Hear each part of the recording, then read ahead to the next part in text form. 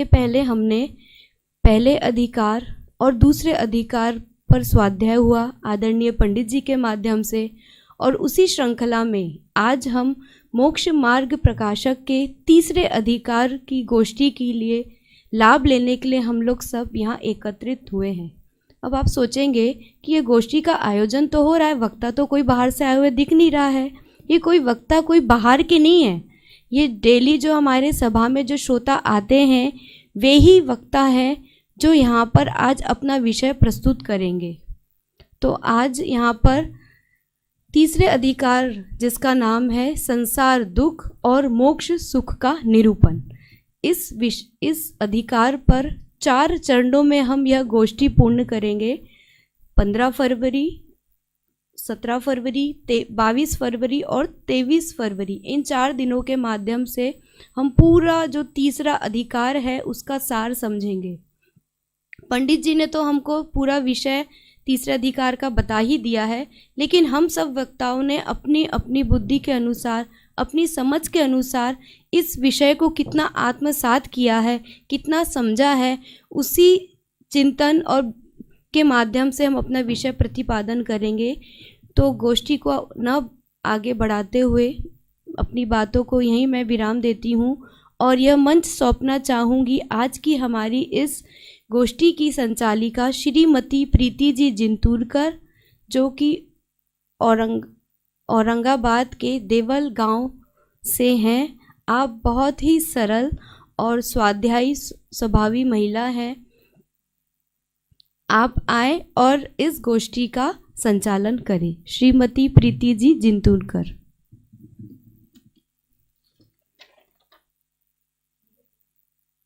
प्रेक्षा जी को धन्यवाद देना चाहूंगी कि आपने मुझे संचालन की जिम्मेदारी वहन करने की काबिल समझा। बहुत बहुत आभार। जैसा कि अभी प्रेक्षा जी ने बताया कि हम सब मोक्ष मार्ग संचालन का मौका देने के लिए धन्यवाद। अभी आपने ही बताया प्रेक्षा जी ने कि मोक्ष मार्ग ग्रंथ के तीसरे अध्याय की ये गोष्ठी चल रही है। तो मोक्ष मार्ग ग्रंथ आचार्य कल्प तोडरमल जी द्वारा रचित अध्यात्म जगत का सबसे ज्यादा लोकप्रिय ग्रंथ है। कल ही तीसरे अधिकार का निर्विघ्न समापन हुआ। विषय का रिवीजन कहो या हमारे आकलन का टेस्ट कहो, हर अधिकार के संपन्न होने पर गोष्ठी का आयोजन किया जाता है। इसी श्रृंखला में आज तीसरे अधिकार की गोष्ठी का प्रथम सत्र प्रस्तुत है। इसके लिए मैं अध्यक्षता के लिए ढाई द्वीप शिक्षण संस्थान के आचार्य प्राचार्य डॉक्टर श्री प्रवीण जी भाई साहब से अनुरोध करूंगी कि आप मंचासीन होकर हमें अनुग्रहित करें। आदरणीय पंडित जी साहब कर्णानुयोग के विशेषज्ञ के रूप में जाने जाते हैं। आप सादा जीवन उच्च विचार इस सूक्ति को चरितार्थ करते हैं। आप ढाई द्वीप ही क्या बल्कि पूरी विद्वत मंडली की शान है। ऐसे पंडित जी साहब की अध्यक्षता के तहत गोष्ठी का आरंभ करते हैं। मंगल गोष्ठी का मंगल आरंभ करने हेतु मंगलाचरण के लिए आमंत्रित करती हूँ ढाई द्वीप से श्रीमती प्रिया जी जैन को। आइए प्रिया जी।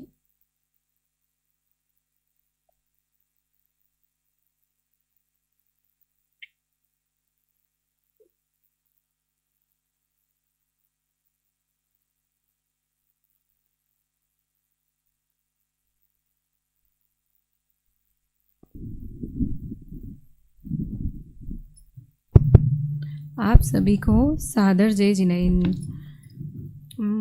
मैं मंगलाचरण के लिए सब लोग हाथ जोड़ लीजिए। म्यूट है प्रिया जी, अनम्यूट करना पड़ेगा।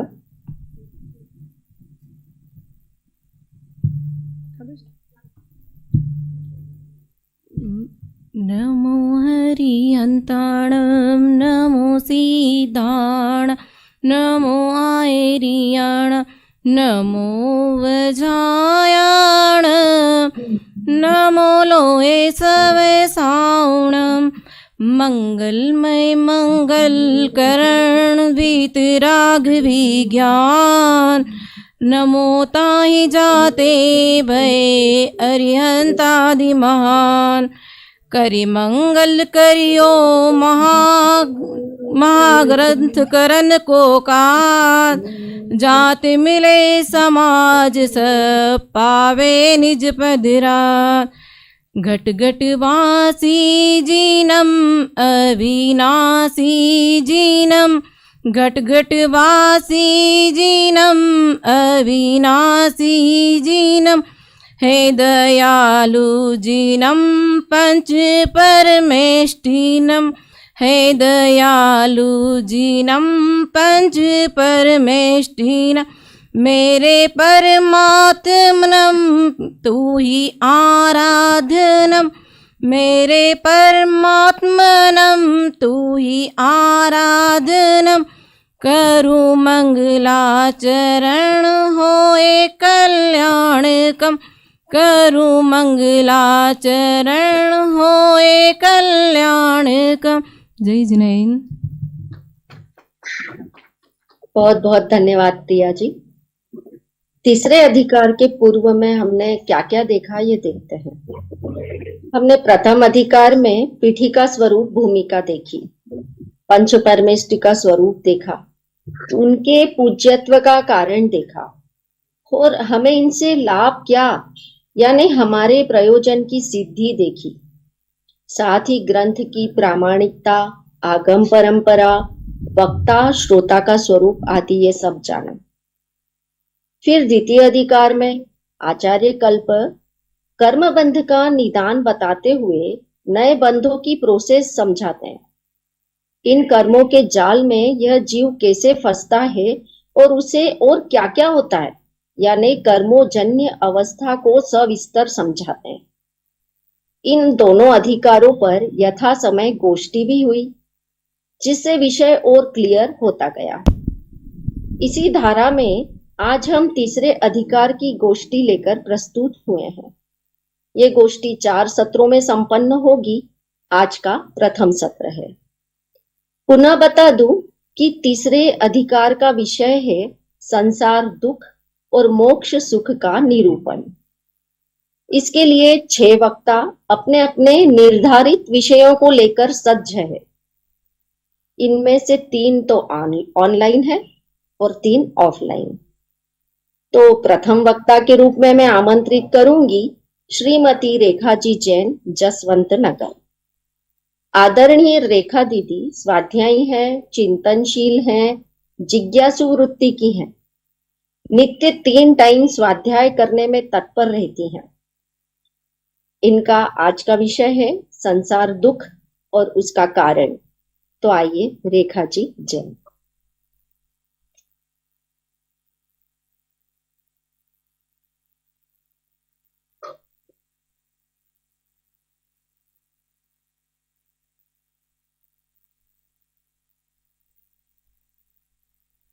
रेखा जी आप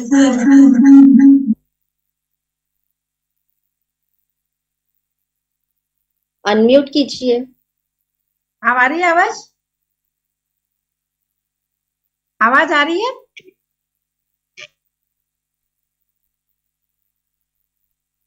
मेरी आवाज आ रही है? हाँ रेखा जी आ रही है। हाँ हाँ आ रही है। जो निज भाव सदा सुखद अपनो करो प्रकाश, जो बहुविध भव दुखान को करियो सत्यानाश। आदरणीय पंडित जी साहब एवं संचालिका जी महोदय एवं सभी भाई बहनों को मेरा सादर जय जिनेन्द्र। मोक्षपाद प्रकाशक के तीसरे अधिकार की आयोजित गोष्ठी में मेरा विषय है संसार दुख और उसका मूल कारण। मैं अपने विषय को 2 बिंदुओं के माध्यम से प्रस्तुत कर रही हूँ। पहला है संसार दुख और दूसरा बिंदु उसका मूल कारण। सर्वप्रथम संसार के दुखों के पर विचार करती है। इस संसार अवस्था में इस जीव ने यानी कि मेरे जीव ने अनेक दुख सहे हैं और सहता आ रहा है। इन दुखों की बहुत लंबी कथा है। इस बात की पुष्टि छेडालाकार दौलत राम जी ने भी की है। काशी ब्राह्मण्य की है बहु कथा, पै कछु कहूं कई मुनि यथा। मैं भी इस ग्रंथ के आधार से और अपने दुखों के अनुभव के आधार से मैं थोड़े से दुखों की चर्चा कर रही हूं। दुख का सामान्य लक्षण है आकुलता, पर सामान्यतः दुख दो प्रकार के हैं, ऐसा अपन विचार करते हैं। एक शारीरिक दुख और दूसरा मानसिक दुख। मोक्ष में प्रकाशक के तीसरे अधिकार में दुखों को 3 प्रकार से विभाजित किया है। कर्म अपेक्षा दुख, पर्याय अपेक्षा दुख और सामान्य दुख, अर्थात 4 प्रकार की इच्छा संबंधी दुख। अब शारीरिक दुख को देखते हैं। शरीर में रोग आदि होने के कारण यह जीव महादुखी है। ऐसा कोई भी जीव नहीं जिसको कोई रोग न हो। कैंसर, डायबिटीज ऐसी बीमारियां हैं जिनकी कल्पना करके ही जीव दुखी होता है। और अधिक क्या कहें, अपने जीवन की आधी से ज्यादा पूंजी शरीर की रिपेयरिंग कराते कराते खर्च हो जाती है, फिर भी रोग से मुक्ति नहीं मिलती। सर्दी, गर्मी, प्यास आदि का दुख तो है ही, उसकी तो क्या करें। और शरीर की अवस्था जैसे मोटा, पतला, काला, ठिगना आदि से दुखी रहता है। शरीर को अपने अनुकूल परिणमाने के लिए करने न करने योग्य भी कार्य करता है, यहाँ तक कि अपने जन्नत को भी दांव पर लगा देता है, तो भी दुखी का दुखी ही रहता है। आजीव का बिगड़ जाने से, यदि आजीव का निर्धनता का दुख है और निर्धनता से महादुखी होता है। यदि आजीव का सुधर भी गई तो संयोग से दुखी, जैसे कल्याणी स्त्री, कुपुत्र पुत्र आदि से महादुखी रहता है। वैराग्य भावना में कहा भी है, कोई इष्ट वियोगी बिल के, कोई अनिष्ट संयोगी, कोई दीन दरिद्र विभूचे, कोई तन के रोगी। किसी ही घर कलिहारी, नारी के बैरी समूह भाई इत्यादि अनेक अनेक दुख प्रत्यक्ष देखने में आते। अब दूसरा मानसिक दुख। वर्तमान काल में अधिकांशतः जीव मानसिक रोग से पीड़ित है, जिसे डॉक्टर की भाषा में डिप्रेशन कहते हैं। विद्यार्थी को अपने पढ़ाई का टेंशन, यदि सिलेक्शन नहीं हुआ तो बहुत से विद्यार्थी सुसाइड कर लेते हैं अथवा अपना मानसिक संतुलन खो बैठते हैं। इसी प्रकार व्यापारी को अपने व्यापार का टेंशन, नौकरी पेशा वाले को अपने ऑफिस का टेंशन, गृहिणी को अपने बच्चा व परिवार की परवरिश करने का टेंशन, यहाँ तक कि बच्चे और परिवार की चिंता में दिन रात बेचैन रहती है, अपनी भी सुध नहीं रहती है। इत्यादि अनेक दुख इस जीव को संसार में है। इस प्रकार ये कभी तो स्वयं से दुखी रहता है, कभी दूसरों के सुख से दुखी रहता है। अरे ईर्ष्या के कारण दूसरे व्यक्ति के सुख को देख नहीं सकता है और दुखी होता रहता है। कभी व्यर्थ की कल्पना करके दुखी होता रहता है। इत्यादि अनंत दुख इस जीव को संसार अवस्था में है। अब कर्म अपेक्षा दुख। ज्ञानावर्णादि 8 कर्मों के उदय से व छविसम से जो अवस्था होती है, उसमें अनिष्ट बुद्धि से ये जीव सदा दुखी रहता है। जैसे ज्ञानावर्णी दर्शनावर्णी के छविसम से किंचित जानना देखना होता है, लेकिन इसको सर्व को जानने देखने की इच्छा है तो ये दुखी रहता है। अंतराय कर्म के उदय से शक्ति की हीनता पाई जाती है, जो करना चाहता वो कर नहीं पाता और विघ्न आते रहते हैं। दान आदि करना चाहे कर नहीं पाता तो ये निरंतर दुखी रहता है। वेदनी कर्म के उदय से, वेदनी कर्म में असाता कर्म के उदय से जो दुख की कारण सामग्री मिलने से दुखी होता है। और आयु, इस शरीर की स्थिति आयु कर्म के अधीन है, लेकिन मैं कहीं मर ना जाऊं ऐसी चिंता में सदा भयभीत रहता है। नाम कर्म के उदय से अशुभ गति, जाति आदि होने पर यह दुखी रहता है। और गोत्र कर्म के उदय से लाइन बंद करके मेंटेनेंस ले लेना फिर आज। हेलो, तो एक लाइन चल सकते हैं तो मैंगो लाइन चला, मतलब गोत्र कर्म के उदय से यदि ऊंचे कुल में जन्म ले लिया तो महानता, मेरी महानता खंडित ना हो जाए, इससे दुखी है। नीचे कुल में जन्म ले लिया तो दीनता के मारे दुखी है, और मोहिनी कर्म के उदय से तो दुखी ही दुखी है, क्योंकि सबको अपने अनुकूल परिणमाने की इच्छा से दुखी रहता है। पर मैं एकत्व, कर्तत्व, ममत्व, भुक्तत्व बुद्धि से दुखी ही रहता है। अब दूसरा पर्याय अपेक्षा से दुख। चारों गतियों में दुख ही दुख है। अधिक क्या कहें, कोई भी गति सुखरूप नहीं है। जैसे देवगति में ईर्षा व लोभ वसाय कारण दुखी रहता है, दूसरे देवों को वैभव देखकर ये सदा दुखी रहता है। मनुष्य गति में मान कसाय से दुखी रहता है, यहाँ तक कि मान खंडित हो जाने पर आत्महत्या तक भी कर लेता है। और त्रियंच गति होने पर, त्रियंच गति में बोझा ढोने, छेदन, भेदन, भूख प्यास से दुखी रहता है। और नरक गति तो दुख की खान ही है। चार प्रकार की इच्छाओं से जो आकुलता होती है, उससे यह महान दुखी है, ऐसा प्रत्यक्ष अनुभव में आ रहा है।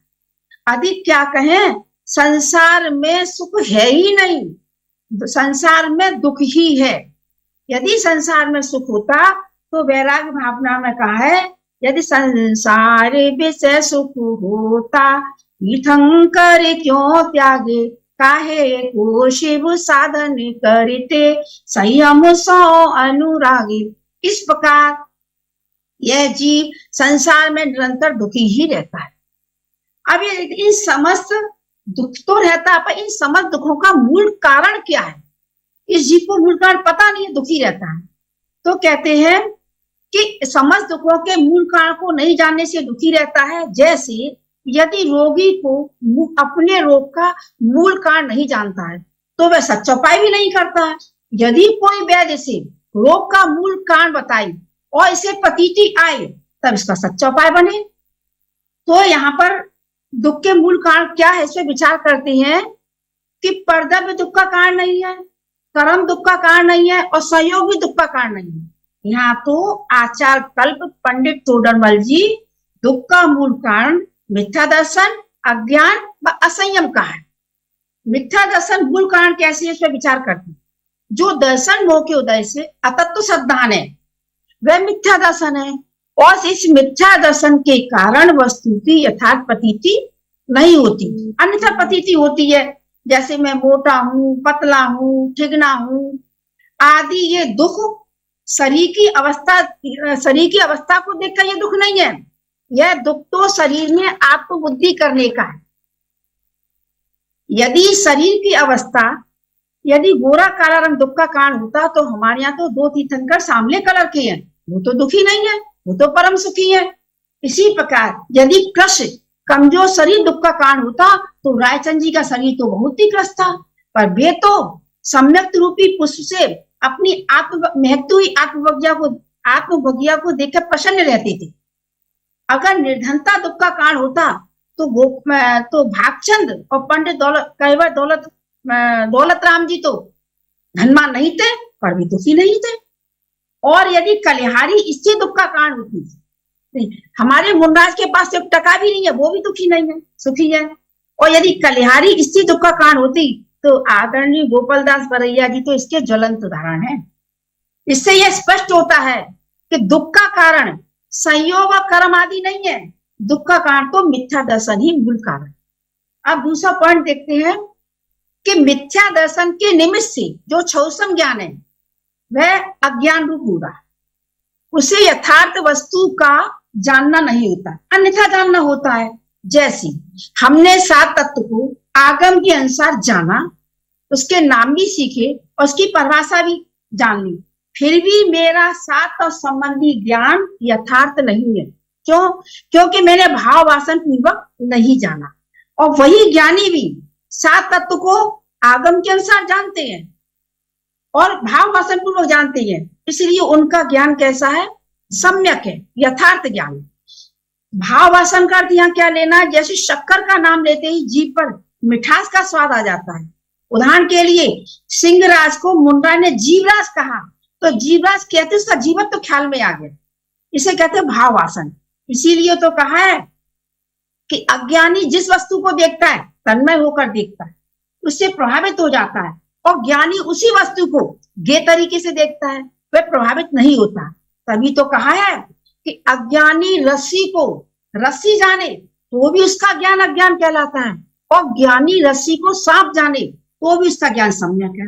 अतः मिथ्या सहित जो ज्ञान है वह अज्ञान है, और वही दुख का मूल कारण है, यही सिद्ध। अब तीसरा पॉइंट है कि चारित्र मोहनी के उदय से जो कसाय भाव है वह असंयम है, और असंयम के कारण जैसा वस्तु का स्वरूप है वैसी प्रवृत्ति नहीं होती है, अन्यथा प्रवृत्ति होती है। इसे हम एक उदाहरण से समझ सकते हैं। जैसे मिथ्या दर्शन के कारण मुझे शरीर में अहम बुद्धि हुई, तब ज्ञान भी शरीर को अपना मान्य रूप होगा, और जब ज्ञान शरीर को अपना मानेगा तो प्रवृत्ति भी शरीर, उसका परिणमन भी शरीर रूपी होगा, अर्थात एक कसाय रूप परिणमन होगा। इसीलिए यह सिद्ध होता है कि दुख का कारण असंयम है, यानी मिथ्या दर्शन अज्ञान असंयम ही दुख का कारण है। क्योंकि मिथ्या दर्शन अज्ञान असंयम से मुझे यह भाषित नहीं होता कि मेरा स्वभाव तो जानने देखने रूप है, ये जड़ पुद्गल का परिणमन मेरा कैसे हो सकता है। अतः इस प्रकरण का यही सार है, ऐसा मुझे समझ में आया इस प्रकरण से। अब मैं मंगलाचरण को के भाव को दोहराती हूँ। निज ज्ञान मात्र ही मेरा स्वभाव है। तत्व विचार व भेद ज्ञान के साधन से मैं अपने स्वभाव को प्रकट करूं, जिससे मैं समस्त दुखों को मूल से नाश कर सकूं। मेरे वक्तव्य में जो कुछ गलती हुई उसके पंडित जी साहब से अति विनम्र निवेदन है कि मुझे अपनी गलती से अवगत कराएं। जय जिनेन्द्र। बहुत बहुत धन्यवाद रेखा जी। बहुत ही सरलता से संसार की विकटता का दर्शन कराया आपने। वैसे तो संसार सुख के हम सब स्वानुभूत हैं ही, परंतु कभी भी इतनी बारीकी से दुखों के कारणों को कभी सोचा नहीं। आपने हर एंगल से संसार दुख के कारणों को बताया। इन्हीं कारणों में से एक बताया था आपने, ज्ञानावरण और दर्शनावरण के क्षयोक्षम से होने वाला दुख। इसी विषय को खुलासा करने आ रहे हैं श्री देवेंद्र जी गाड़ेकर ढाई द्वीप से। अपना आशियाना छोड़ना इतना आसान नहीं है, ये तो सर्वगत है ही, परंतु सिर्फ धर्म लाभ के लिए श्री देवेंद्र जी औरंगाबाद से ढाई द्वीप में पूरी फैमिली सहित शिफ्ट हुए हैं। ये उनके और उनकी परिवार की धर्म रुचि की प्रगाढ़ता को बतलाता है। तो आइए श्री देवेंद्र जी गाड़ेकर।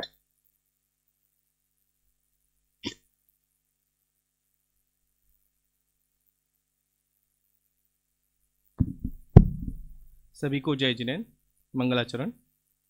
सो निज भाव सदा सुखद अपनो करो प्रकाश, जो बहुविधि भव दुख निको करी है सतानाश, करी है सतानाश। नमः सिद्धेभ्या। आज हमारी मोक्ष मार्ग प्रकाशक की तीसरे अधिकार की गोष्ठी चल रही है। पंडित टोडरमल जी ने इस अधिकार में संसार दुख तथा मोक्ष सुख का निरूपण किया है। मेरे पहले वक्ता ने संसार दुख का मूल कारण, सम्यक मिथ्या दर्शन, अज्ञान और असंयम पर चर्चा की। मेरा विषय है ज्ञानावरण और दर्शनावरण क्षम से होने वाला दुख। जीव को ज्ञानावरण और दर्शनावरण के क्षयक्षम से इंद्रिय और मन के द्वारा जानना देखना होता है। इस कारण यह जीव मानता है कि ये त्वचा, जीभ, नासिका आदि और मन मेरे ही अंग है। अनादि से जीव को इंद्रिय और मन का संयोग मिला है, तो वह मेरा ही है, ऐसा भ्रम होने से जीव इंद्रिय और मन में अति प्रीति करता है। इंद्रिया और मन के द्वारा जो जानना देखना बहुत ही अल्प होता है। इसमें जीव मोह करता है तो इंद्रियों की विषय ग्रहण करने की इच्छा होती है, और विषय ग्रहण होने पर इच्छा मिट जाती है, तो जीव को भ्रम होता है कि इंद्रियों के विषय ग्रहण करने से इच्छा समाप्त हुई तो सुख हुआ। जैसे यहाँ पे पंडित तोडरमल जी ने उदाहरण दिया, कुत्ता हड्डी चबाता है और उसे अपने ही मुंह से निकले हुए खून का स्वाद आता है, जिसे वह कुत्ता भ्रम से हड्डी का स्वाद मानता है। वैसे सुख इंद्रियों द्वारा विषयों का ग्रहण करने से नहीं मिलता, सुख तो इच्छाओं का शमन होना है। फिर यह प्रश्न उठता है कि जीव को यह भ्रम क्यों हुआ? क्योंकि यह जीव ज्ञेय मिश्रित ज्ञान का ही अनुभव करता है। मिथ्या दर्शन होने की वजह से जीव ज्ञेय मिश्रित ज्ञान का ही अनुभव करता है, जिससे यह जीव को विषयों से सुख हुआ ऐसा भास होने लगता है। और फिर उसमें ऐसा लगता है कि मैंने नृत्य किया, मैंने नृत्य देखा, मैंने राग सुना, मैंने फूल सूंघे। इस प्रकार ज्ञेय मिश्रित ज्ञान का ही अनुभव करता है। वैसे तो मैं अनादि अनंत ज्ञान स्वरूप आत्मा हूँ ऐसा नहीं जानता है, और इसी मिथ्यात्व के कारण जीव को मोह के निमित्त से विषयों की इच्छा होती रहती है, जिससे वह जीव सदा आकुलित होकर दुखी होता है, और इतना दुखी होता है कि उसे मरने की कीमत पर भी भोग भोगना चाहता है। जैसे पंडित तोडरमल जी ने यहाँ पे उदाहरण दिया, मछली को बंसी में लगा मांस का स्वाद लेने की इच्छा होती है, भ्रमर को कमल सुगंध सुनने की इच्छा होती है, पतंगे को दीपक का वर्ण देखने की इच्छा होती है, हिरण को राग सुनने की इच्छा होती है। इस उदाहरण में इच्छा इतनी होती है कि तत्काल मरण भी पसंद करता है, और उसके सामने इच्छा की पीड़ा के सामने वो तत्काल मरण भी पसंद करता है। जीव को इच्छा तो तीन लोक तीन काल के सर्व पदार्थों को एक साथ भोगने की है, पर इतनी इच्छा पर इतनी शक्ति है नहीं। मैं सर्व को स्पर्शूं, सर्व का स्वाद लूँ, सर्व को जानूं, इतनी है। वर्तमान में इतने संयोग मिलते नहीं तो किंचित ही जानना होता है। ये इच्छा कभी पूर्ण होती ही नहीं। इच्छा तो केवल ज्ञान होने पर ही पूर्ण हो। इस प्रकार ज्ञानावरण और दर्शनावरण के क्षय से हुआ इंद्रिय ज्ञान वह मिथ्या दर्शन आदि के निमित्त से इच्छा रहित होने से ही दुख का कारण है। जय जिनेन्द्र। बहुत बहुत धन्यवाद श्री देवेंद्र जी। सही तो है, ज्ञानावरण दर्शनावरण के क्षयोक्षम यानी विषय ग्रहण सेवन की तीव्र लालसा और इनके लिए पंचेंद्रियों की पराधीनता प्रवचन सार के 76 गाथा में भी कहा है, सपरम बाधा सह्यम विच्छिन्नम बंध कारणम विषमम जमिंद्रिये हिमलद्धम तम सोखम दुःखमेव तहा। तो चलो मान लिया कि क्षयोक्षम से अज्ञान और अज्ञान से दुख है, तो इस दुख से निवृत्ति के भी कुछ उपाय तो होंगे ना।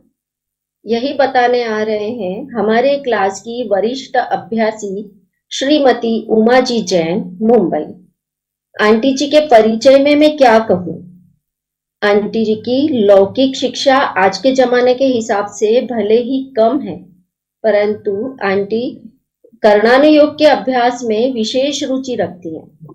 धार्मिक जिज्ञासा के कारण हमेशा ही विद्वानों का समागम चाहती हैं। एक बार समझ में न आने पर वही प्रवचन बार बार सुनकर अपने कॉन्सेप्ट क्लियर करती हैं। तो आइए आंटी।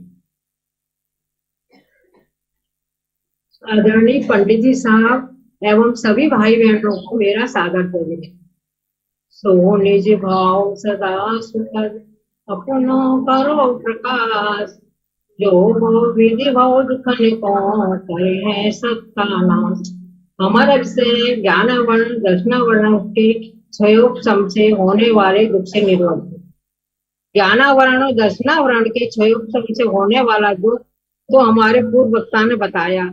अब मैं उस दुख से निर्वर्ती कैसे हो इस विषय पर अपने विचार प्रस्तुत कर रही हूँ। ज्ञानावरण और दर्शनावरण के क्षयोपशम से होने वाले दुख की निवृत्ति का हम जो उपाय करते हैं वो झूठे हैं। हम यह मानते हैं कि इंद्रियों से विषय ग्रहण होने पर मेरी इच्छा पूर्ण होगी और मैं सुखी हो जाऊंगी। इसलिए मैं अच्छे अच्छे भोजन आदि से अपने इंद्रियों को ही खाने आज से मेरे विषय ग्रहण की शक्ति बढ़ेगी। इसलिए मैं यही उपाय करती रहती हूँ और दुखी रहती हूँ।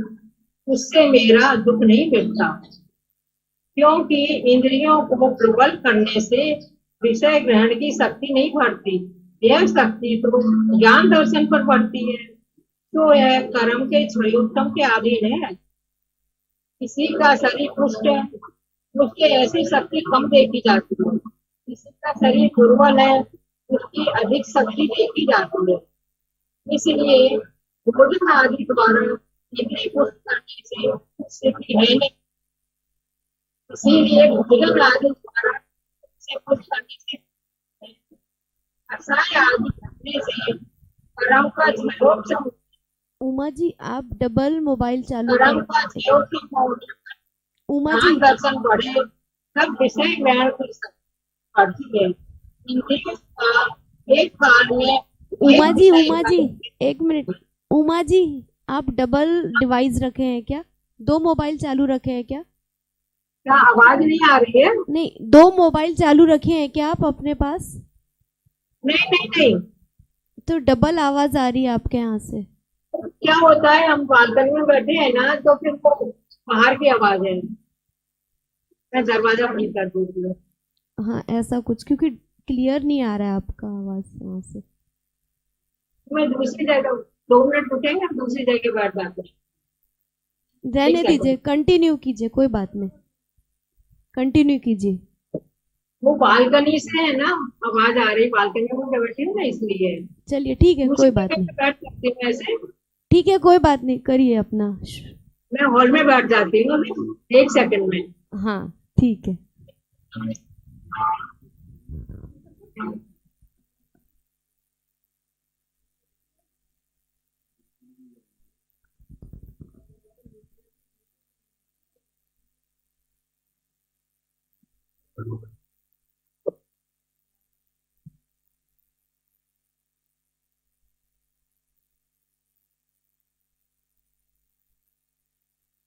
अभी हमारी आवाज आ रही है? हाँ आ रही है, ठीक है। कैमरा थोड़ा सा छेड़ेंगे, आपका चेहरा नहीं दिख रहा है, थोड़ा सा नीचे करें। हाँ हाँ बिल्कुल सही, बस परफेक्ट। वहीं से जहाँ से छोड़ा था वहीं से शुरू करें। ठीक है, थोड़ा सा और ऊपर ले लेते हैं।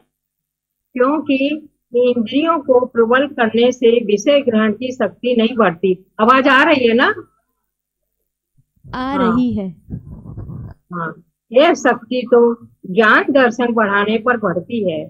सो यह कर्म के क्षयोत्तम के अधीन है। किसी का शरीर पुष्ट है, उसके ऐसी शक्ति कम देखी जाती है। किसी का शरीर दुर्बल है, उसके अधिक देखी जाती है। इसलिए भोजन आदि द्वारा इंद्रिय पुष्ट करने से कुछ सिद्धि है नहीं। कषाय आदि घटने से कर्म का क्षयोत्तम होने पर ज्ञान दर्शन बढ़े तब विषय ग्रहण की शक्ति बढ़ती है। इंद्रियों का एक काल में एक विषय का ही ग्रहण होता है और हम बहुत ग्रहण करना चाहते हैं। हम इसलिए विषयों को झपट्टे मारकर ग्रहण करना चाहते हैं। यह समझते हैं कि हमें सुखी हो जाएंगे, हमारा दुख दूर हो जाएगा। कृष्ण सार जी में लिखा है, इंद्रियों से प्राप्त किया सुख वह पराधीन है, बाधा सहित है, विनाशिक है, बंध का कारण है, विषम है। यह सुख नहीं है, सुख आभास है। सुख से निवृत्ति का सच्चा उपाय तो यह है कि इच्छा उत्पन्न ही न हो और सर्व विषयों का ग्रहण युक्त बना रहे, तब यह दुख मिटे। इच्छा तो मोह जाने पर मिटे और सबका योग ग्रहण केवल ज्ञान होने पर हो। जिसका सच्चा उपाय है सम्यक दर्शन, सम्यक ज्ञान, सम्यक चारित्र है। मिथ्या दर्शन, मिथ्या ज्ञान और मिथ्या चारित्र का जब तक अभाव नहीं करेंगे तब तक हमारी दुख से निवृत्ति नहीं होगी। मिथ्या अज्ञान असंयम का अभाव हो और सम्यक दर्शन ज्ञान चारित्र की प्राप्ति हो, ऐसी मेरी भावना है। यही ज्ञानावरण दर्शनावरण के क्षयोपशम से होने वाले दुख से निवृत्ति का सच्चा उपाय है। आदरणीय पंडित साहब से निवेदन है, मेरे बोलने में जो भी गलती हुई हो उसे हमें अवगत करा के मेरा मार्गदर्शन करें। सभी को जय वीरेंद्र। आवाज बराबर नहीं आई होगी अभी आपको? नहीं, नहीं, बिल्कुल ठीक है, सही बराबर आवाज आई आई है। है। बहुत बहुत धन्यवाद आदरणीय उमा जी का। अभी आपने बताया कि इंद्रिय सुख करना यथार्थ उपाय नहीं है, तो भी हम विषय ग्रहण सेवन की ही हम पुष्टि करते रहते हैं। आमतौर पर निवृत्ति का अर्थ ही हम ऐसा ले लेते हैं कि विषय ग्रहण की रेंज या तो कम ज्यादा कर लो या विषय ग्रहण में चेंज कर लो।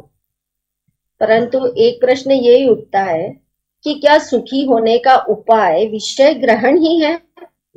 ये सिद्ध करने आ रही हैं अगली वक्ता श्रीमती पिंकी जी जैन, ढाई द्वीप से। आइए, ये कहान सोसाइटी में 2 साल से रहकर ढाई द्वीप की हर गतिविधियों में सक्रिय है। एक खास बात और, कहीं भी शिविर हो और इन्हें ज्ञात हो तो घर घर जाकर समझा बुझाकर बच्चों को उन शिविरों में खुद ले जाती हैं। और अभी भी ढाई द्वीप के आसपास जैन परिवारों की खोज करके उन्हें धर्म के लिए प्रेरित करने का उनका मानस है। निश्चित ही सफल होंगी आप। तो आइए वक्तव्य के लिए श्रीमती पिंकी जी जैन। ओम नमः शिदेव्या। आज की गोष्ठी में शामिल सभी साधर्मी जनों को, ठीक है, आज की गोष्ठी में शामिल सभी साधर्मी जनों को मेरा सादर जय जन। मैं आप सभी के समक्ष अपना विषय क्या सुखी होने का उपाय विषय ग्रहण है प्रस्तुत करने जा रही हूँ, जिसमें मैं यह सिद्ध करने का प्रयास करूँगी कि विषयों से सुख सर्वथा जानना मिथ्या ही है। यहाँ लौकिक में सर्वप्रथम हम सभी का प्रश्न हो सकता है कि बाहर वायु में बहुत सारे सुख के साधन हैं जिनसे हम सुख का अनुभव करते हैं। जैसे कि हमें गर्मी लगती है तो हम एसी चालू कर लेते हैं, सर्दी लगती है तो हम रूम हीटर चालू कर लेते हैं। तो कहीं ना कहीं तो वे सुख का साधन बन रही है ना। और जब हम बाहर में सुख दिखाई दे रहा है तो उस साधन को हम झूठ कैसे कह सकते हैं? तो इसका समाधान करते हैं। वास्तव में सुख वहाँ से आएगा जहाँ सुख का स्वभाव मौजूद होगा। क्या रेत से घी प्राप्त किया जा सकता है? क्या रेत से घी की कल्पना की जा सकती है? कदापि नहीं, क्योंकि वह उसका स्वभाव नहीं है। ऐसे ही हम सब जीव भ्रमित होकर विषयों से सुख की कल्पना करते जा रहे हैं। विषयों से सुख मानना भ्रम होना है, वास्तव में तो सुख है ही नहीं। और ऐसा भ्रम आगामी काल में निश्चित ही दुख देगा। दुख को दूर करने का उपाय भ्रम दूर करना ही है, क्योंकि बाहर में मिलने वाला जितने भी विषयों से हमें सुख प्राप्ति की कल्पना हो रही है, ऐसे विषय यदि आज हमें मिल भी जाते हैं तो एक विषय को भोग करने के पश्चात ही दूसरे विषय को भोगने की इच्छा उत्पन्न हो जाती है। उदाहरण से समझते हैं, जैसे रोगी व्यक्ति तब तक ही औषधि का सेवन करेगा जब तक उसका रोग है, परंतु जिस दिन उसका रोग ठीक हो जाएगा वह औषधि का सेवन नहीं करेगा। इस प्रकार जब संसार से अरुचि हो जाएगी और दुख मिटने का उपाय समझ में आ जाएगा, तब स्वयं ही विषयों की इच्छा नहीं होगी। तो वास्तव में जीव सुखी विषय ग्रहण से नहीं हुआ। इसको एक उदाहरण से समझते हैं। जैसे कोई महाक्षुधावान रंक उसको एक अन्न का कण भी मिल जाए और उसका भक्षण करे और अपने को सुखी अनुभव करे, परंतु उसी प्रकार यह महातृष्णावान जीव, उसको कोई एक विषय का निमित्त मिला और उसका ग्रहण किया, वहाँ से उसको सुख की अनुभूति हुई, पर परमार्थ से देखा जाए तो वो क्या सुख वास्तविक सुख है? नहीं है। सभा में उपस्थित आप में से किसी का प्रश्न हो सकता है कि यदि कोई कण कण करके अपनी भूख मिटाए और अपने को सुखी माने, उसी प्रकार यदि हम भी एक एक विषय को ग्रहण करें और सुख की अनुभूति करें, इच्छा पूर्ति हो और उससे सुख उत्पन्न हो, तो इसमें समस्या क्या है?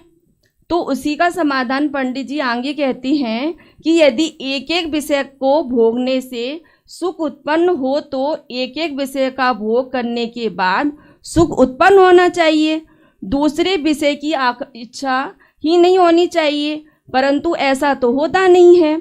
जीव एक विषय का ग्रहण करता है और उसको पूर्णतः भोग भी नहीं पाता और तुरंत ही दूसरे भोग भोगने की इच्छा उत्पन्न हो जाती है।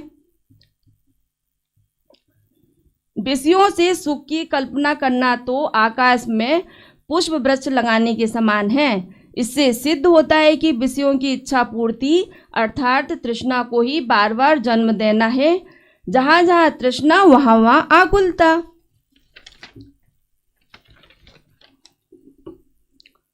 जो विषय ग्रहण करने से सुख की उत्पत्ति, सुख का कारण यह जीव मान रहा है, वास्तव में यह विषय ग्रहण मिथ्या दर्शन आदि के सद्भाव पूर्वक हो रहा है। वह दुख का ही कारण है, अर्थात कर्म बंधन का एक कारण है। तो कर्म बंधन तो सर्वथा जीव को भ्रमाने वाला ही है। जीव का संसार भ्रमण उससे कभी नहीं रुकेगा, इससे यह वर्तमान में दुखी रहेगा और आगामी पर्यायों में भी दुखी ही रहेगा।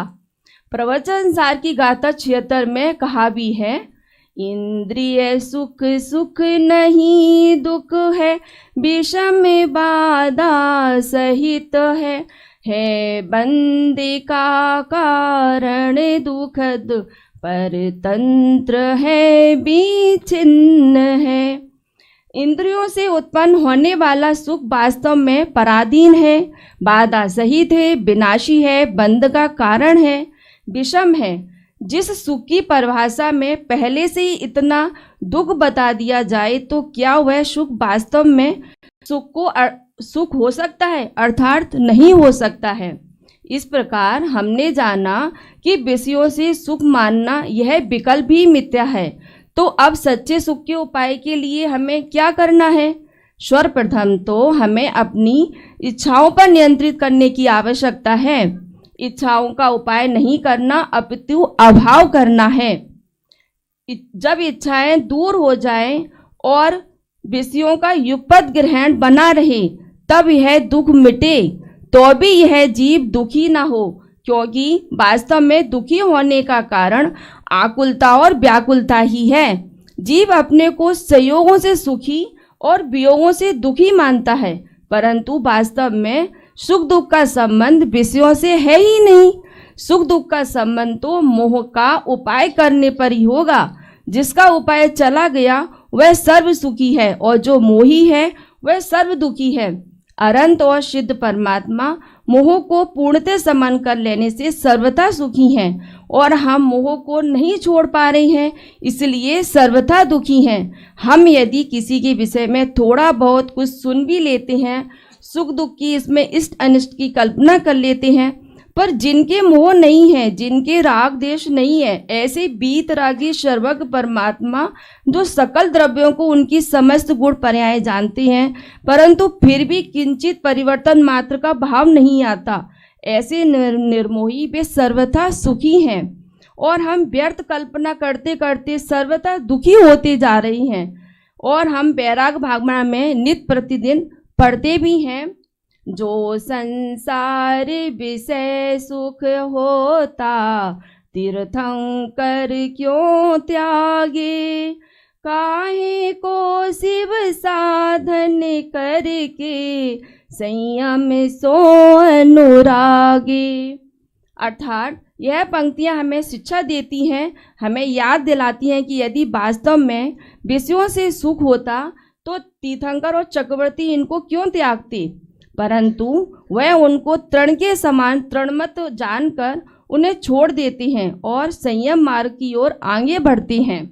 हम सब भी संयम मार्ग की ओर आगे बढ़ें, इच्छाओं को पूरा न करते हुए इच्छाओं के अभाव करने का प्रयास करें। इसी मंगल भावना से मैं अपनी वाणी को यहीं विराम देती हूँ। जय जिनेंद्र। बहुत बहुत धन्यवाद पिंकी जी। आपने बताया कि बाह्य साधनों से मिलने वाला सुख सच्चा सुख है ही नहीं, ये तो मात्र सुखाभास है, भ्रम मात्र है, और इसी भ्रम को दूर करना सुख है। दरअसल सुख बाहर है ही नहीं। ऐसे ही हमने अभी ज्ञानावरण दर्शनावरण के क्षयोक्षम से दुख और निवृत्ति देख ली। अब मोहनीय कर्म के दर्शन मोह से दुख और उससे निवृत्ति बताने आ रही है श्रीमती कांताजी जैन ढाई द्वीप से। आप भी कहान सोसाइटी में निवासरत हैं। आपके स्वाध्याय की तो क्या कहें, 30-35 साल से स्वाध्याय कर रही हैं। ढाई द्वीप की हर गतिविधियों में हिस्सा लेकर धर्म लाभ उठा रही हैं। तो आइए आंटी। ओम नमः सिद्धेवम नमः सिद्धेवम नमः सिद्धेवम। अनंत सिद्ध भगवान को नमस्कार करके, विद्यमान 20 तीर्थंकर भगवंतों को नमस्कार करके, आदरणीय श्री पंडित साहब को और सभी यहाँ उपस्थित साधर्मी भाई बहनों को मैं जय जिनेंद्र करता हूँ। आज का चलती हुई गोष्ठी में मेरा विषय है कि दर्शन मोह से दुख और उससे निवृत्ति। अब दर्शन मोह को अपन देखते हैं कि क्या विषय है। दर्शन ऐसा विषय है कि इसके बारे में जितना विचार करे उतना कम है, क्योंकि जीव अनादिकाल से इसी से दुखी हो रहा है। तो इसकी मिथ्या मान्यता में ये क्या मानता है कि वस्तु का स्वरूप जैसा परिणमन होता है वैसा ये नहीं मानता, और जैसा ये मानता है वैसा वस्तु का परिणमन होता नहीं है, क्योंकि कदाचित नहीं हो सकता, क्योंकि एक द्रव्य दूसरे द्रव्य का करता है नहीं। तो इसी कारण ये महाखेद खिन्न होता है। अब देखो आगे जाके पंडित साहब ने यहाँ ये मिथ्या मान्यता वाले जीव को मतलब पागल की उपमा दी है, क्योंकि एक पागल मनुष्य को कोई आके कपड़ा पहना देता है तो उस कपड़े को और अपने को एक मान के है यह ऐसी चित्र विचित्र है करता है, और खेद खिन्न उस कपड़े पहनाने वाले के अधीन होता है और खेद खिन्न होता है।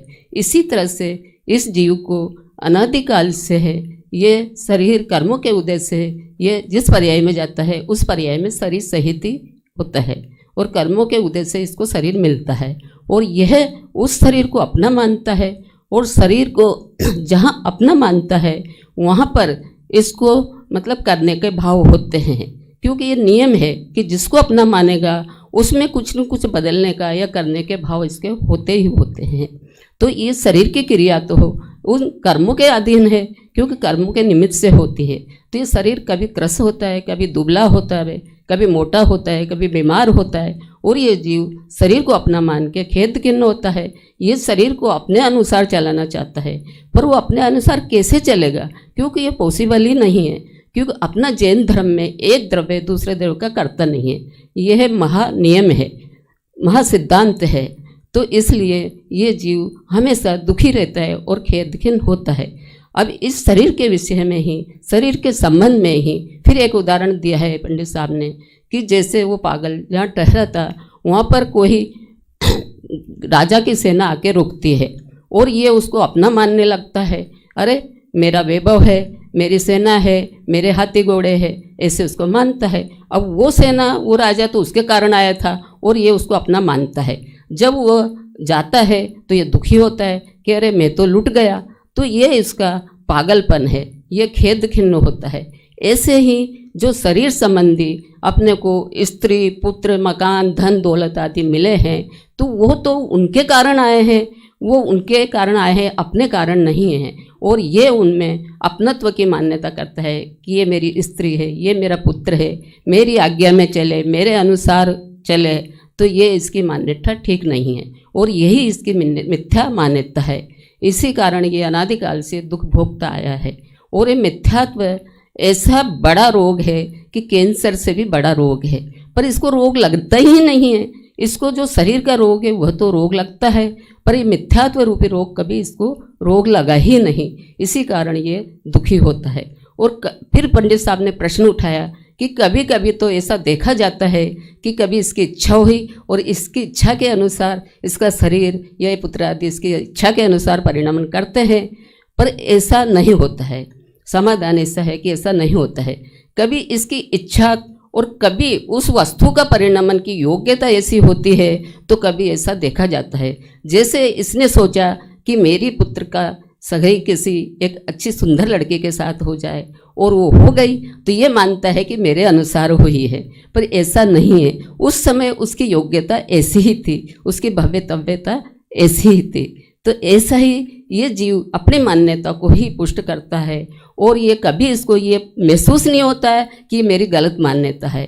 ऐसी पुष्ट मान्यता कर करके और फिर जब उसको ही अच्छा मानता है तो फिर ये उपाय क्यों करे? वो झूठा उपाय को ही सच्चा उपाय मानता है, तो ये सच्चा उपाय करता ही नहीं है जीव। अनादिकाल से ऐसे ही जीव दुखी हो रहा है। फिर इस जीव को कभी जैसे मान्यता तो इसके एक इंद्रिय दो इंद्रिय सभी में ऐसी ही मान्यता चली आ रही है अनादिकाल से। कभी इसने पंचेंद्रिय होता है, संगी पंचेंद्रिय होता है, तो कभी ये तत्व चर्चा करने के लिए भी उद्यमी होता है, पर इसको अभाग्य से ऐसे देवशास्त्र गुरु मिल जाते हैं, कुगुरु कुदेव शास्त्र का सहयोग मिल जाता है, निमित्त मिल जाता है, तो वो इसको बताते हैं कि नहीं ऐसे मंत्र तंत्र करो तो ऐसे तुम सुखी हो जाओगे, ऐसे करोगे तो ऐसा कार्य हो जाएगा। तो ये वहाँ पर फिर ठगा जाता है, फिर महादुखी होता है, फिर ये वहाँ पर अचेत हो जाता है। तो ऐसे इस जीव को अनादिकाल से इस मिथ्यात्व के उदय से ये दुखी हो रहा है। फिर आगे इसको कोई महाभाग्य से कोई सच्चे देवशास्त्र गुरु का निमित्त मिलता है, तो वहाँ पे क्योंकि अनादिकाल से इस जीव की मिथ्या मान्यता पड़ी है, तो उसको तोड़ने का इसका पुरुषार्थ ही नहीं चलता। तो वहाँ भी ये जो निश्चय धर्म है उसको नहीं स्वीकार करता और व्यवहार धर्म में ही ये जीव वहाँ पर संतुष्ट हो जाता है। व्यवहार धर्म का निषेध नहीं है, पर यहाँ जैसे उपदेश एक होती है उपदेश शैली और एक होती है सिद्धांत शैली। तो उपदेश शैली में तो ऐसा ही कहा जाएगा कि देवशास्त्र की पूजा करना चाहिए, मंदिर आना चाहिए, स्वाध्याय करना चाहिए, पर यह परद्रव्य की क्रिया है, तो इससे मेरा धर्म कैसे हो जाएगा? तो यहाँ भी ये जीव इतना ठगा जाता है कि इसको सचेत ही नहीं होता है ये, और उसी में धर्म मान के और फिर जब सच्चे देवशास्त्र गुरु मिले वहाँ भी अपना कार्य नहीं कर पाता। तो ये क्या वस्तु है कि ये तो एक ज्ञान कला है। उपदेश में ऐसा ही कहा जाएगा कि सच्चे देवशास्त्र गुरु के साथ जाना, मंदिर जाना, स्वाध्याय करना, चिंतन करना, पर ये सब तो शुभ भाव है, बंध के कारण है। ये धर्म के कारण कैसे होते हैं? क्योंकि यहाँ दूसरा पॉइंट मेरा है कि मतलब ये तो हो गया दर्शन मोह से दुख, अब उससे निर्वृत्ति। तो निर्वृत्ति का क्या कारण है? कि निर्वृत्ति का कारण है कि जब ये ऐसा समझे कि नहीं ये तो बंध के कारण है, और बंध के कारणों में भी 5 कारण बताए हैं, एक मिथ्यात्व, अविरति, प्रमाद, कसाय और योग। तो सबसे पहले वो मिथ्यात्व को लिया है। तो मिथ्यात्व सबका राजा है, तो जब राजा को पराजित करेंगे तो सेना अपने आप भाग जाएगी, और उस राजा को ही पराजित नहीं करेंगे तो सेना कैसे भागेगी? तो इसलिए अपने सबसे पहले मिथ्यात्व का पुरुषार्थ करना चाहिए। और ये मिथ्यात्व की जड़ें बहुत गहरी है, तो ये जीव उसको कभी पराजित कर ही नहीं पाया, बस ऊपर ऊपर से ही धर्मात्मा बन के और अपने को संतुष्ट मानता आया है। अनादिकाल से इस जीव ने कोई पहली बार मनुष्य भव नहीं पाया, अनादिकाल से मनुष्य भव पाया है और अनादिकाल से अपना संसार का अभाव नहीं कर पाया, सम्यक दर्शन की प्राप्ति नहीं कर पाया। तो फिर इसके लिए क्या करना है कि भाई जो अपना जिस वस्तु को ये उल्टी मान रहा था कि मैं इसका करता हूँ, तो इसमें क्या दुख था? कि इसमें दुख था कि अपना जैन धर्म में जो वस्तु का परिणाम है वो स्वतंत्र है, अपना जैन धर्म है। जैन धर्म उसको कहते हैं जो अकर्ता स्वभाव को दर्शाता है, जो वस्तु का परिणाम स्वतंत्र बताता है, वो जैन धर्म है। तो इसने अनादिकाल से वस्तु के स्वरूप को नहीं समझा, उस स्वतंत्रता को नहीं समझा और पराधीनता में अपना जीवन गंवाया है। तो अब क्या करना है कि अभी जो वस्तु का स्वतंत्र धर्म है उसको समझना है और अपना ज्ञान स्वभावी आत्मा को ग्रहण करना है। यहाँ जो अपने होते हैं सब ये होंगे, पूजा पाठ धर्म स्वाध्याय चिंतन सब होंगे, पर इसमें अपने को क्या ग्रहण करना है कि मैं तो ज्ञान स्वभावी आत्मा हूँ। क्योंकि इसमें अगर धर्म होता, एक लॉजिक है कि अगर इसमें धर्म होता तो फिर ये तो पराधीन क्रिया है। मान लो इस शरीर से अपन पूजा पाठ करते, स्वाध्याय करते, चिंतन करते, तो ये तो शरीर की क्रिया है। और जब शरीर बीमार हो जाएगा तो फिर इसका धर्म छूट जाएगा। जबकि धर्म की तो परिभाषा ही ये है कि वह सदा अपने साथ रहे। वस्तु स्वभाव धम्मो, वस्तु का जो स्वभाव है वही धर्म है। तो उसको अपने को समझना है। मतलब अपना जैन धर्म समझ का नाम है, कोई क्रिया का नाम धर्म नहीं है। और मेरे को वो सच्ची समझ जब होएगी, क्योंकि मैं उल्टा मान्यता करती थी, उल्टा मानता था वस्तु स्वरूप के प्रति, तो वो अपने को सही मान लेना। आगम से पढ़ के, देवशास्त्र गुरु मेरे को मिले हैं, उनसे पढ़ के सुन के और अपने को सही निर्णय करना है। क्योंकि ये जैन धर्म एक ज्ञान कला है और कुछ नहीं है। अपने को सब सुनना पढ़ना या क्षयोपम ज्ञान बढ़ाना, ये अपने कोई सुखी होने का उपाय नहीं है। ज्ञान क्लियर होना चाहिए, भले ज्ञान कम हो पर उसमें क्लियरता होनी चाहिए और समर्पण भाव होना चाहिए, तो वहीं श्रद्धा झुकती है। बस इसी भाव से सभी सुखी हुए, सभी जीव सुखी हुए, इसी भाव से मैं आज मेरी ये बात पूर्ण करती हूँ। सबको जय जिनेन्द्र। बहुत बहुत धन्यवाद कांता जी। आपने बताया कि ये जीव मिथ्या मान्यता और अपनत्व की भावना से दुखी है, फिर इससे निवृत्ति का भी आपने उपाय बताया, कितना आसान। ऐसी मिथ्या मान्यता को छोड़ और सम्यक्त बनो, बस। ऐसे ही हम क्या करते हैं, ज्ञानावरण, दर्शनावरण, दर्शन मोह सबको कसूरवार ठहरा दिया हमारे दुखों का। पर असल में तो, यथार्थ में तो, यदि जैन धर्म का एक अमौलिक सिद्धांत समझकर अपनी लाइफ में अप्लाई कर लें तो न तो कर्म अपेक्षा और न पर्याय अपेक्षा ये दुख भासित हो। तो कौन सा, ये बताने आ रही हैं पुणे से प्रतिमा जी गांधी। आप पहले अमेरिका में काफी अरसे तक वर्किंग वुमन रही। तत्वाभ्यास के लिए जब भारत आई तो करुणानुयोग में उनकी रुचि जगी। पिछले 20 सालों से आप स्वाध्यायरत हैं। भारत आकर अपना मौलिक समय अमौलिक तत्व ज्ञान में लगाया। तो आइए प्रतिमा जी। एक मिनट आप रुकेंगे थोड़ा सा प्रतिमा जी, बस 2 मिनट के लिए बस। अपने यहाँ ओम पर नमः शिवाय। 2 मिनट रुकिए प्रतिमा जी, है ना। हाँ, अपने यहाँ पर अभी बहुत सारे साधर्मी अहमदाबाद गुजरात से यहाँ पर अभी पधारे हुए हैं। एक गोष्ठी अपनी चल रही है, इसके बीच में भी यहाँ पर उपस्थित हुए हैं। आप सभी को जानकारी दे दें, ढाई दीप के बारे में आपको मुझे लगता है सारा परिचय प्राप्त हुआ होगा और अपने यहाँ सुमित जी ने आपको सारी जानकारी दे भी दी होगी। अपने यहाँ पर ढाई दीप शिक्षण संस्थान विद्यालय चलता है, उसमें भी कक्षा 8वीं और 9वीं के 58 छात्र, 58 छात्र पढ़ रहे हैं। उन छात्रों को भी आपको देखने का अवसर, यहाँ पर आप यदि समय रहेंगे तो आपको अवश्य अवसर मिलेगा। हमारे यहाँ भी सुबह और शाम ये गोष्ठी भी, ये भी प्रवचन यहाँ पर चलता है। सुबह मोक्ष मार्ग प्रकाशक जी पर, शाम को आत्मानुशासन जी पर। यहाँ पर श्रोता यहाँ भी बैठते हैं, ऑनलाइन भी सुनते हैं। और अभी मोक्ष मार्ग प्रकाशक जो ऑनलाइन अभी चल रहा है, ऑफलाइन चल रहा है, एक अधिकार होता है तो उस पर हम अभी गोष्ठी रखते हैं। हमारे जितने भी श्रोता यहाँ हैं, ऑनलाइन में जुड़े हुए हैं, वे एक विषय पर अपना वक्तव्य देते हैं। तभी तीसरा अधिकार पूरा हुआ तो तीसरे अधिकार पर 4 गोष्ठियाँ हमने आयोजित की हैं, जिसमें 25-30 वक्ता इस पर बोलेंगे, तो उनका अच्छा रिवीजन भी होता है और चिंतन उनका बराबर चलता है। इसलिए ये इसका लाभ सभी ले रहे हैं। आप सभी बीच में पधारे हैं, हमें खुशी हुई, आनंद हुआ। हम चाहते हैं आप ऐसे सब गतिविधियों से जुड़ें। और मुझे भी जानकारी मिली है, सुमित जी ने बताया कि अहमदाबाद से जो पधारे हैं, बीना जी शीतल भाई शाह अहमदाबाद से, उन्होंने यहाँ के विद्यालय में जो विद्यार्थी अध्ययनरत हैं, उन विद्यार्थियों में एक विद्यार्थी के लिए 51,000 की राशि स्वीकृत की है। इसलिए हम उनको बहुत बहुत धन्यवाद ज्ञापित करना चाहते हैं। हम बस इसलिए धन्यवाद नहीं, हम धन्यवाद और आपको विशेष तब देंगे जब आप यहाँ पर आएंगे, बच्चों की गतिविधि देखेंगे, यहाँ की अपने ढाई दीप जनायतन की गतिविधियाँ देखेंगे, तो आपको निश्चित रूप से आनंद आएगा। और अभी ये गोष्ठी हमारी क्रम प्राप्त है, बराबर चल रही है। यदि आपके समय की अनुकूलता हो तो आप अवश्य बैठें, अभी बस 15-20 मिनट की ही है।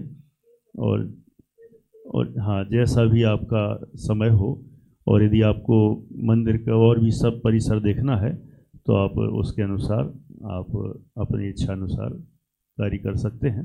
हमारी गोष्ठी आगे क्रम प्राप्त है। अंतिम वक्ता के रूप में प्रतिमा जी गांधी पुणे, वो यहाँ हम सबके बीच उपस्थित हैं, उनका यहाँ वक्तव्य होगा।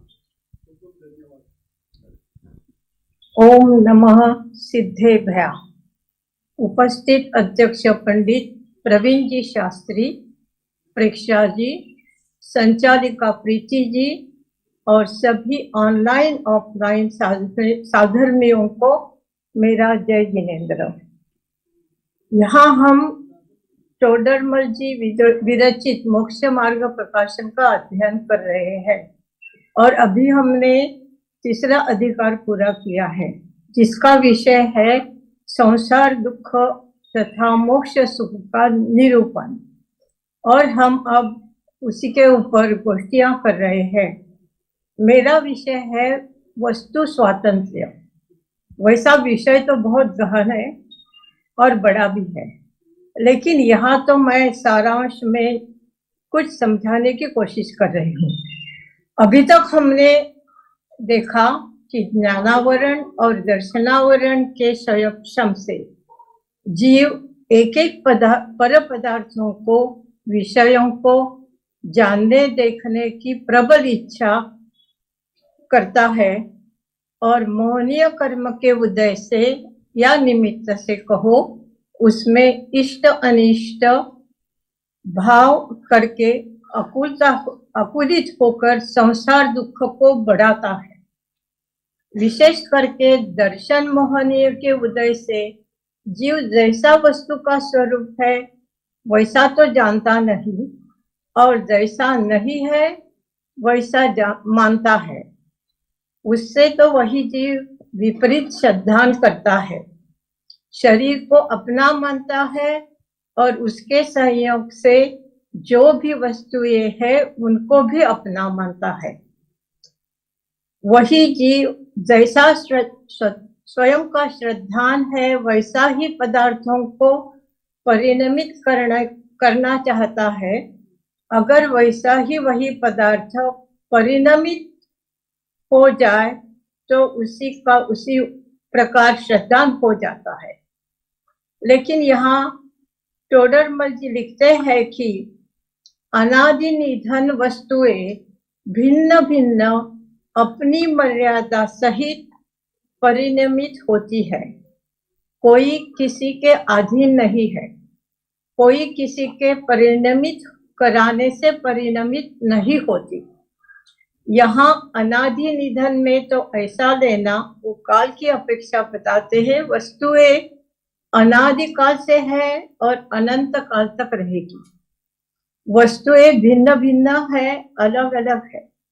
उसमें सामान्यपने 6 द्रव्य और वैसा देखा जाए तो अनंत अनंत विषय है। वस्तुएं अपनी अपनी मर्यादा सहित इसमें द्रव्य, क्षेत्र, काल, भाव या गुण लेना, इसी को ही हम वस्तु का स्व चतुष्टय कहते हैं। प्रत्येक वस्तु अपने अपने स्व चतुष्टय में रहती है और उस मर्यादा सहित ही अपने आप में परिणमित होती है। भगवान महावीर को शेर की पर्याय में मुनि के उपदेश से सम्यक दर्शन की प्राप्ति हुई, यह तो हम व्यवहार से कथन करते हैं, लेकिन निश्चय से देखा जाए तो उनके मिथ्या दर्शन के पर्याय को जाना था और सम्यक दर्शन पाने की तत्समय की योग्यता थी और उनके स्वयं का ही परिणमन वैसे हुआ। और हम कहते हैं मुनि का उपदेश तो निमित्त ही था। इसी संदर्भ में प्रवीण जी कुछ उदाहरण देके समझाते हैं।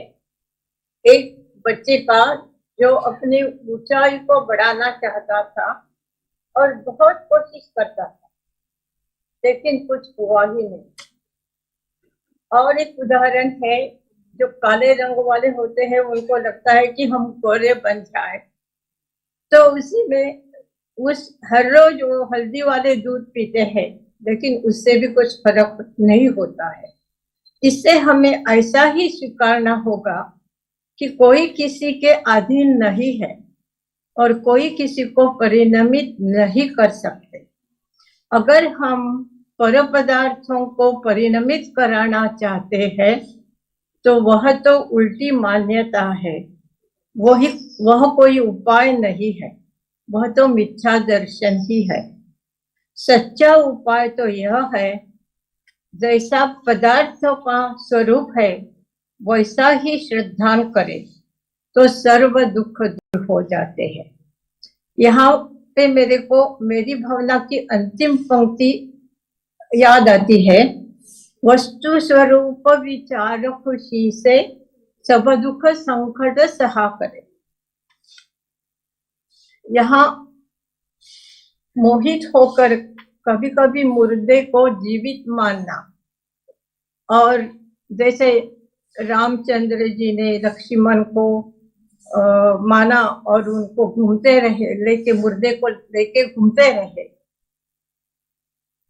तो उनको क्या मिला? दुख ही मिला। और कभी कभी मुर्दे को हम जिलाने की कोशिश करते हैं और बहुत दुख में चाहते हैं कि वो जी जाए, लेकिन इससे भी क्या होता है? दुख ही होता है। तो मुर्दे को मुर्दा मानना और जिलाने से कोई जो जिएगा नहीं ऐसा मानना, यही उस दुख को दूर करने का उपाय है। प्रत्येक वस्तु अपने स्वचतुष्ट में रहकर स्वयं अपने आप में परिणमित होती है। कोई किसी का कर्ता और धर्ता नहीं। जीव और पुतगल स्वयं अपने अपने में परिणमित होते रहते हैं। ऐसी ही विषय की स्वतंत्रता है। मिथ्या मान्यता को छोड़कर हम भी सम्यक मान्यता में परिणमित हो गए। इसी भावना से मैं यही विराम लेती हूँ। मेरे अल्प बुद्धि से जैसे मैंने यह विषय को जाना वैसा ही प्रस्तुत करने की कोशिश की है। अगर कुछ चूक भूल हो गई हो तो आपकी क्षमा चाहती हूँ। जय जिनेंद्र। बहुत बहुत धन्यवाद प्रतिमा जी का। आपने बताया कि हर वस्तु स्वतंत्र है, एक द्रव्य दूसरे द्रव्य का कुछ कर ही नहीं सकता। जैन धर्म का यह एक अमौलिक सिद्धांत है जिसे हमें अपने श्रद्धा में हमेशा स्थान देना चाहिए। इसी तरह अभी सभी वक्ताओं ने अपने अपने विषय अपने अपने आकलन के हिसाब से प्रस्तुत किए हैं। तो मैं आदरणीय पंडित जी साहब, जो कि आज की गोष्ठी के अध्यक्ष हैं, उनसे अनुरोध करूंगी कि आइए अपने अध्यक्षीय भाष्य से हमें हमारी त्रुटियों से अवगत कराएं। आइए पंडित जी साहब।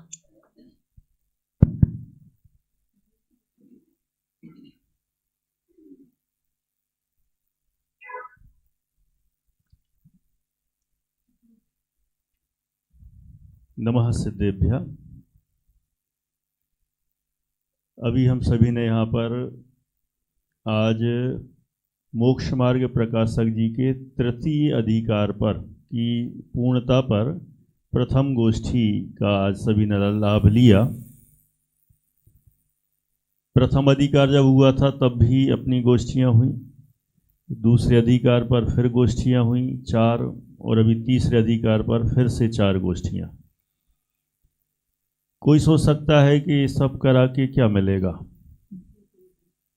क्या मिलेगा? आप जो बोल रहे हैं उनको ही अनुभव हो रहा है, और हम भी देख रहे हैं जो वक्ता पहले बोलने नहीं चाहते थे, जो बोलना ही नहीं चाहते थे, वे बोलने लगे। जो एक बार बोले घबरा रहे थे, दूसरी बार में कॉन्फिडेंस और बढ़ गया, और अब इतना अच्छा कि प्रवचन जैसे हो रहे थे आज तो है। माने कितना अच्छा आत्मविश्वास है, इसके बहाने हम सबको प्राप्त होता है। कोई कहेगा ये आत्मविश्वास बढ़ाने से क्या होगा, ये तो इसमें वक्ता बन जाएंगे। हमें वक्ता नहीं बनना, हमें तो बस आत्मार्थी बनना है। कई लोग ये सोचते हैं। अरे तो इसमें जब यदि वक्तव्य का अवसर मिलता है तो आप विचार करें, जो श्रोता हैं वे सुन के चले जाते हैं, फिर ज़्यादा सोचते नहीं हैं।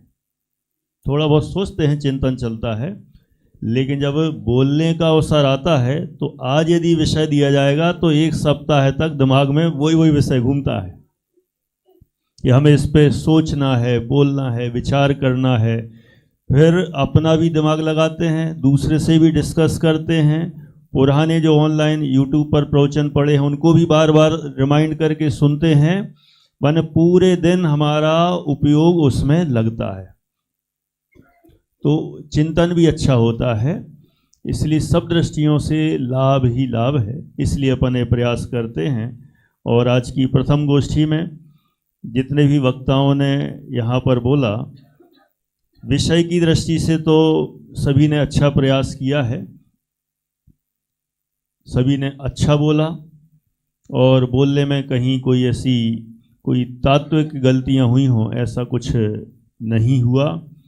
लेकिन हो सकता है कि जो मैं कहूँगा अभी, सबने कहा है कि कुछ त्रुटि बताएं, है ना, आगे के लिए। देखो, गोष्ठी अलग होती है, प्रवचन अलग होता है।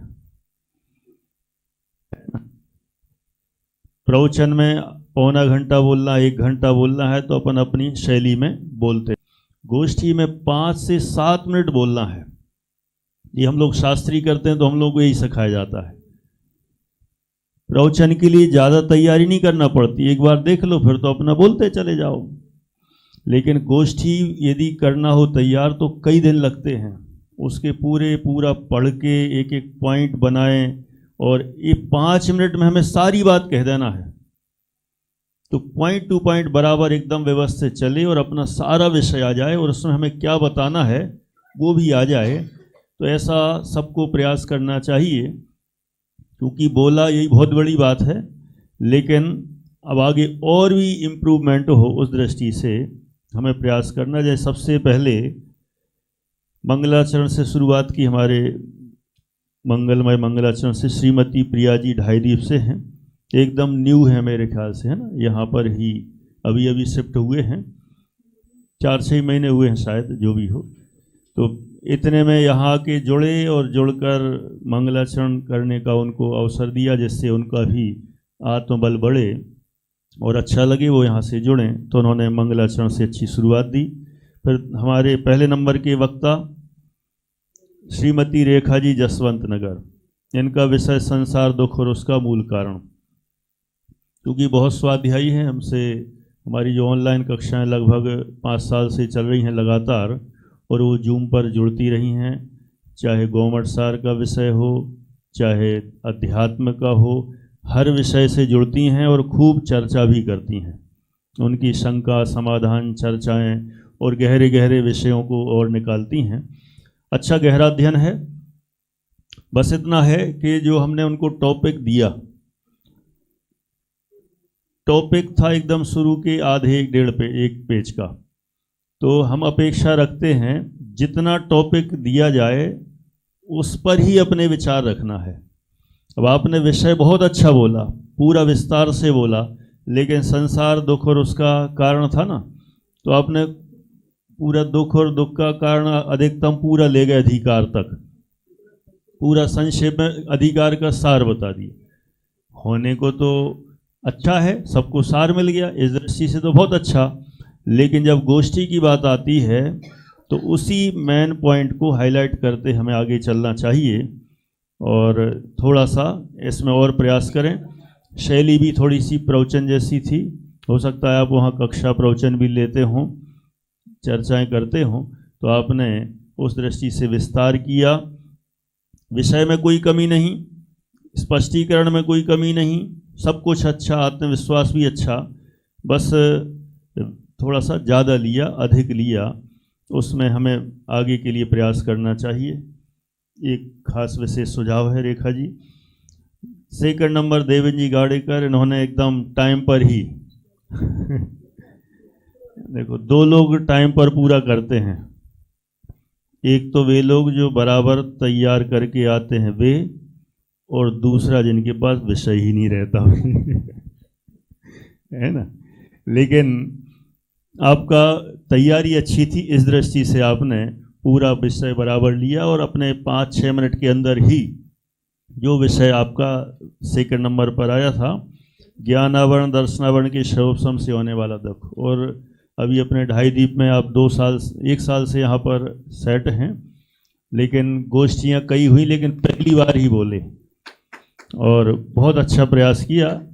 पिछली गोष्ठियों में भी आप थोड़ा बचते थे, कि आपके पास वर्क फ्रॉम होम का बहुत बड़ा काम भी है और बहुत लंबी उसमें जॉब में काम भी रहते हैं, इतने सारे के नहीं हो पाते हैं, और फिर तैयारी में तो समय देना ही पड़ता है।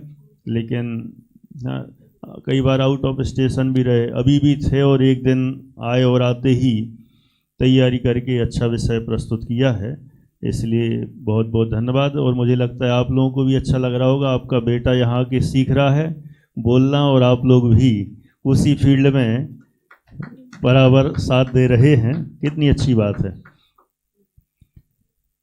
उनकी धर्मपत्नी है देशना जी, वे भी बोलेंगी ही आगे की गोष्ठियों में, वो पहले भी बोल चुकी हैं, आगे भी उनका क्रम आएगा। और देवेंद्र जी की मम्मी तो प्रवचनकार ही हैं, है ना, तो है ना, पिताजी तो प्रवचनकार हैं ही, माने सब पूरा परिवार ही बहुत अच्छा एकदम व्यवस्थित है और सभी इसी में जुड़े हुए हैं।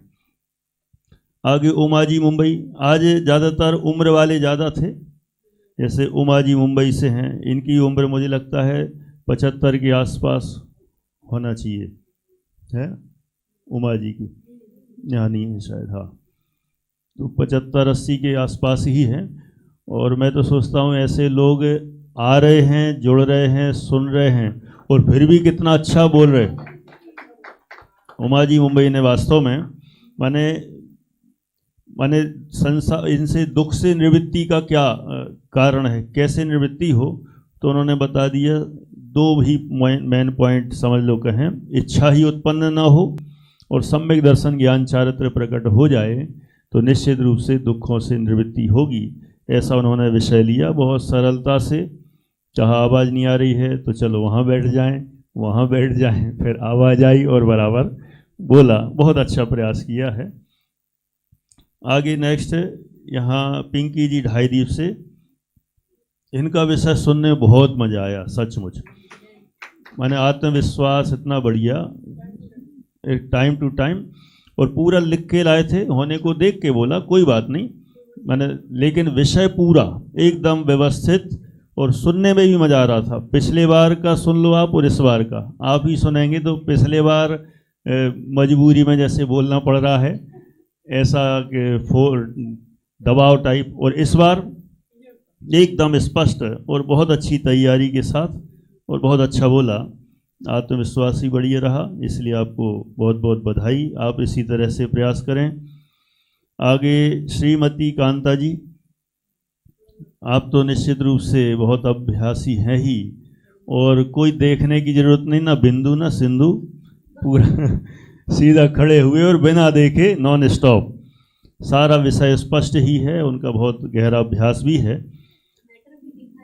मैटर भी लिखा नहीं है, लो जो सुना और सुन के अपने अभ्यास से सारा बोल दिया। अच्छा विषय था उनका भी, दर्शन मोह से दुख और उससे निवृत्ति। बस आपको भी ऐसे ही अब क्या सुझाव दें इस उम्र में, लेकिन फिर भी गोष्ठी में आपका भी थोड़ा सा प्रवचन जैसी शैली में विस्तार हुआ, तो आगे और प्रयास करें, और करना है बोलना तो है ही, ये कोई ना सोचे कि हमें ऐसा कह दिया कि प्रवचन किए। आगे के लिए अपन पॉइंट वाइज एकदम व्यवस्थित गोष्ठी में, और जब कभी प्रवचन कराएंगे आप लोगों के तो आप बराबर प्रवचन करेंगे, धीरे धीरे प्रवचन भी आप लोगों के शुरू कराएंगे। जैसे बच्चों के भी, बच्चे अपने अभी 8वीं 9वीं के इतने तैयार हो गए हैं कि वे अभी अप्रैल मंथ से ही उनके प्रवचन स्टार्ट करा देंगे, डेली बच्चे प्रवचन करेंगे 8वीं 9वीं के। आप देखते जाइए, बहुत मज़ेदार काम होने वाला है ढाई दीप में।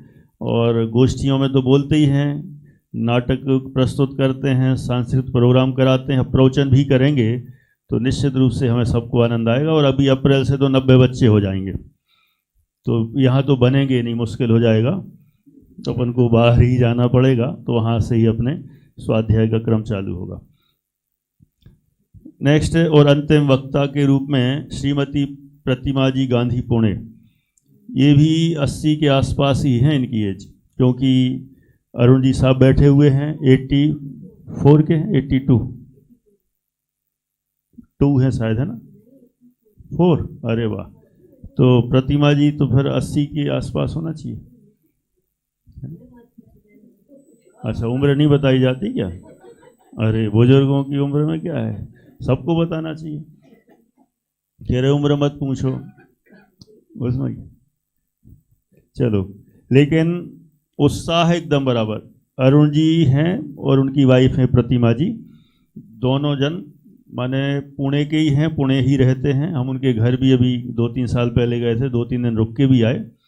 जुड़े हैं 4-5 साल से लगातार, हर क्लास प्रवचन में आना, पूरा प्रोत्साहन, संस्था के लिए भी यहाँ समर्पित होकर सहयोग करते रहते हैं। 40-41 साल अमेरिका रह के आए, और अमेरिका रह के वहाँ सब से फिर निवृत्त होके फिर इंडिया ही हैं और खूब स्वाध्याय करते हैं। और यहाँ अरुण जी भी बोलेंगे एक आध दिन में अपनी आगे की गोष्ठियों में। और आज प्रतिमा जी ने बहुत अच्छा और आत्मविश्वास के साथ सारा विषय प्रस्तुत किया है। बहुत खुशी होती है कि सभी इस अध्ययन के साथ चिंतन में ही लगे हुए हैं, और ऐसा ही और आगे प्रयास करते रहेंगे, ऐसी भावना है। आज का हमारा सत्र बहुत अच्छा रहा। और संचालिका आज की श्रीमती प्रीति जी जिंतूरकर, जिन्होंने बहुत अच्छा संचालन किया। ये भी बहुत गहरे स्वाध्यायी हैं। ये जितने भी श्रोता हैं पिछले 5 साल से अपने से लगातार जूम पर जुड़े हैं। अभी आप लोग सामने रहते हैं तो मैं उस तरफ देखता भी नहीं हूँ ज़्यादा, लेकिन जब मैं अकेले लेता था तो उन्हीं से बात कर कर के एक एक विषय बराबर चलाता था, तो जुड़े भी रहते थे। अब नाम नहीं लेता हूँ किसी का, तो कई लोग चले गए, सोचते हैं कि पंडित जी तो हमसे बातें नहीं करते हैं, तो कई लोग आते ही नहीं। तो 80, 100 ऐसे 70, 50, 60 ऐसे डेली सामने बैठे रहते थे, लेकिन आप लोग अभी भी बैठते हैं, ये खुशी की बात है। और अपना बहुत अच्छा सत्र रहा। प्रीति जी जिंतूरकर भी अच्छी स्वाध्यायी हैं, गोमट सार आदि का भी अच्छा गहरा अध्ययन है, हर विषय पे पकड़ है, और आप वहाँ पर भी कक्षाओं के द्वारा सबको लाभ देती हैं। उन्होंने बहुत अच्छा संचालन किया, इसलिए उनको भी बहुत विशेष रूप से धन्यवाद और बधाई। और ये जो गोष्ठियाँ हमारी जो चल रही हैं, इस बार से तो मैं थोड़ा साइड में ही हो गया, और पूरा इसका मैनेजमेंट परीक्षा जी ने किया है, पूरा संयोजन, पूरे विषय निकालना, सब वक्ताओं को जोड़ना और उन सब से संपर्क करना, विषय देना और सेटअप करना, इसलिए उनको भी बहुत बहुत धन्यवाद। वो है ना, अच्छा है। यहाँ पे कुछ कहना है? चलो हो गया, ठीक है। चलिए, अपनी आज की गोष्ठी यहाँ हुई। कल रविवार को तो अपनी नहीं होगी, क्योंकि कल विधान है, ढाई दीप विधान, इसलिए उसमें पधारें सभी। और परसों अपनी ठीक 9:30 से अपनी अगली सत्र की गोष्ठी शुरू होगी, इसलिए आप 17 फरवरी को आप अवश्य पधारें। ऐसी भावना से गोष्ठी के समापन की घोषणा करते हैं। बोलिए द्वादशांगमयी जिनवाणी माता की जय हो। मोक्ष मार्ग प्रकाशक जी ग्रंथ की जय हो। पूरा करते।